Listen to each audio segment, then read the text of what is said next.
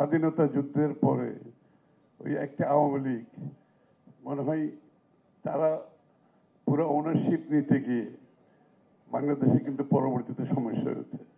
স্বাধীনতা যুদ্ধে বাংলাদেশে সবাই যুদ্ধ করেছে, সবাই স্যাক্রিফাইস করেছে।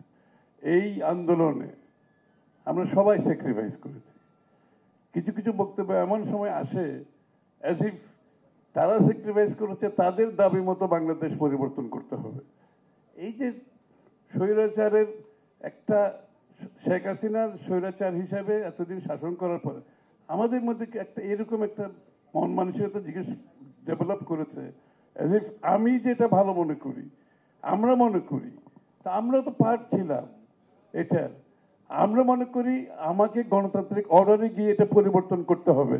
ঢাকায় বসে আমরা কতগুলো রাজনৈতিক দল বসে এই সিদ্ধান্ত নেওয়ার দায়িত্ব কেউ দেয় না এখানে। We have to go to the people of the country. এই কালচারও কেন ঢুকতে চায় না, মাথায় ঢুকে না কেন আমি বুঝি না। এইটা করতে হবে, সেটা করতে হবে, এটা না করলে এই যে রক্ত সব বৃথা যাবে। আর এইটা তো আমরা সকলেই বুঝি। এটা তো আমি আর আপনি বসে সিদ্ধান্ত নেওয়ার কিছু না। আপনাকে গণতন্ত্রের প্রতি আপনার সম্মান থেকে থাকতে হবে। দেশের মানুষের মালিকানার কথা বলে আসছি, আমরা মালিক হয়ে যাচ্ছি। আমরা মনে করি এইগুলো রাইট ডিসিশন। নো, যেখানে ঐক্যমত হবে না আপনি জনগণের কাছে যান। এইখানে টেবিলের মধ্যে ঝগড়াঝাটি করে লাভ হবে না, কারণ প্রত্যেকটি রাজনৈতিক দলের নিজস্ব ভাবনা, চিন্তা, রূপরেখা আছে। এটা বুঝতে হবে। আপনার রূপরেখা আমার রূপরেখা এক হবে না। ডোন্ট ফোর্স, এই ফোর্সের টেন্ডেন্সি থেকে বেরিয়ে আসতে হবে। জোর করে, জোর জবরদস্তি করে এইটা ভালো সেটা ভালো না, এইটা ভালো সেটা ভালো না, বাংলাদেশের মানুষ সিদ্ধান্ত নেবে।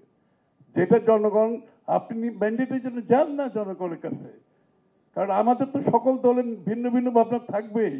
আমরা যারা আন্দোলন করেছি, স্যাক্রিফাইস করেছি, আমাদের মধ্যে তো ভিন্ন ভাবনা আছে। তো এটার একমাত্র পথ হচ্ছে আপনি ম্যানিফেস্টোতে দিয়ে জনগণের কাছ থেকে ম্যান্ডেট নিয়ে পাশ করেন।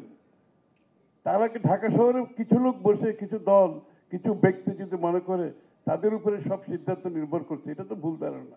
এটা তো স্বৈরাচারের মন মানসিকতা থেকে আমরা সরতে পারতেছি না কেন জানি।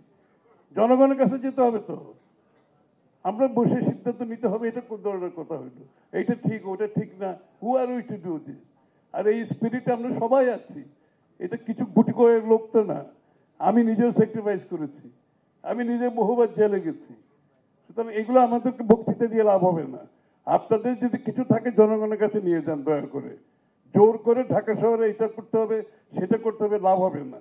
ইলেকশনে ম্যানিফেস্টো দেন, জনগণের কাছে মেনটেন নিয়ে সংসদে এসে পাস করেন। আরেকটা কথা বলি, গণতন্ত্র যদি বিশ্বাস করেন, নির্বাচন, গণতন্ত্র, এগুলো হচ্ছে কারেকশন প্রসেস। গণতন্ত্রে বিশ্বাস করলে এটা হচ্ছে কারেকশন প্রসেস। আপনি নির্বাচনের পর নির্বাচন হতে থাকবে, তো কারেকশন প্রসেস চলবে, ফিল্টারেশন প্রসেস চলবে। This is democracy, you better believe it. এর বাইরে কিছু করার সুযোগ নেই।